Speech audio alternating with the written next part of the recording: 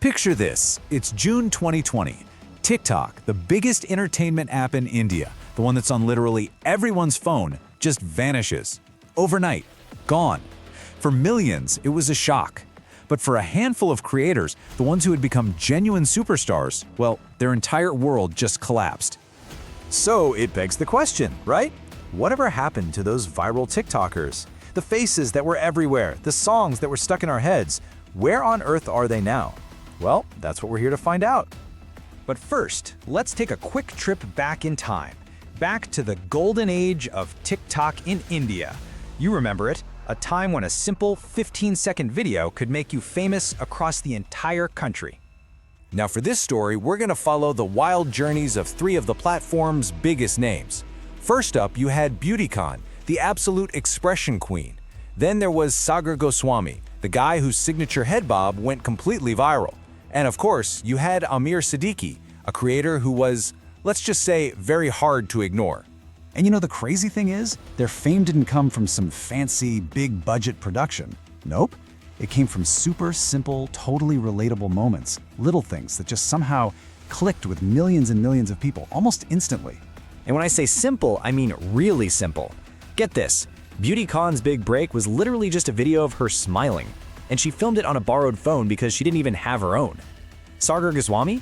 He just put some hair oil in, filmed a quick head bob video one afternoon, and woke up to find it had gone viral. And Amir Siddiqui's career took off when he was home from college in Russia, just posting a simple Eid Mubarak video with his brother. That's it. That was the launchpad. And then, just as their careers were skyrocketing, the entire platform that built them was, well, it was just switched off. The shock was just immense. BeautyCon described it perfectly. She said it felt like someone has died. Think about that. For them, it wasn't just losing an app. It was losing the entire life they had built from scratch. And the scale of what they lost? It's staggering. BeautyCon had 21.5 million followers. Sagar Goswami had 6.3 million. Amir had millions too. I mean, these aren't just numbers.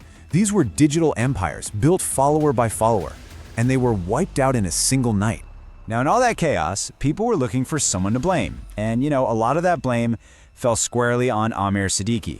The story became, oh, TikTok was banned because of him. But the reality, as Amir explains it, was so much bigger than that. It was actually a geopolitical move that affected over 100 Chinese apps. He was just a convenient scapegoat. But here's where the story gets really interesting. This isn't just about loss. It's about what came next. It's about how they managed to pivot from what some people called cringe content to building actual sustainable careers. And Amir has a fantastic take on this. He basically says, everybody on social media, their journey starts with cringe content. It's not something to run away from. It's the starting line for growth. So how did they pull it off? They basically executed a 4-step pivot. Step 1, lose their main platform. Ouch. Step 2, immediately push all their followers over to Instagram. Step 3, start maturing their content. Build a real brand. And finally, step 4, launch completely new businesses. I mean, it was an absolute masterclass in how to adapt and survive. And if you need any proof that this strategy actually worked, look no further than this number, 600,000.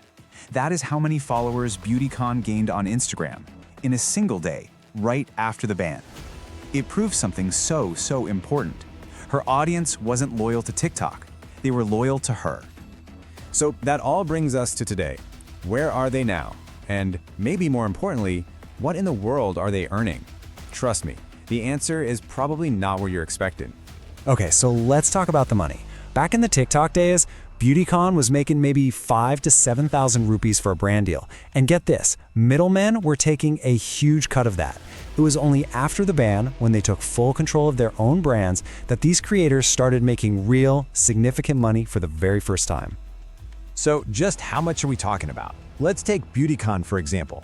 Take a guess. What do you think her monthly income looks like now? In one single month, she can earn enough money to go out and buy 17 brand new iPhones. And that's not just a fun fact. That income translates to real-world success. She and her partner now own their own cafe and drive a car with over 12 lakhs worth of custom accessories. It's incredible. And it's not just her.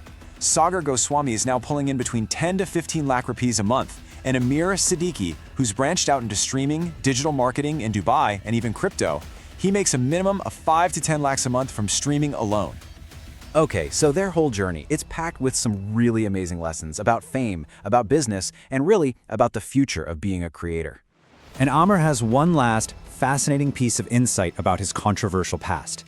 He says that, in India, every publicity is good publicity. In fact, he straight up says that the very same controversy that brought him so much hate also directly earned him between 60 and 70 lakh rupees. Wow. So what's the big takeaway from all of this? Well, their stories are all about resilience, right? They didn't just survive, they figured out how to thrive.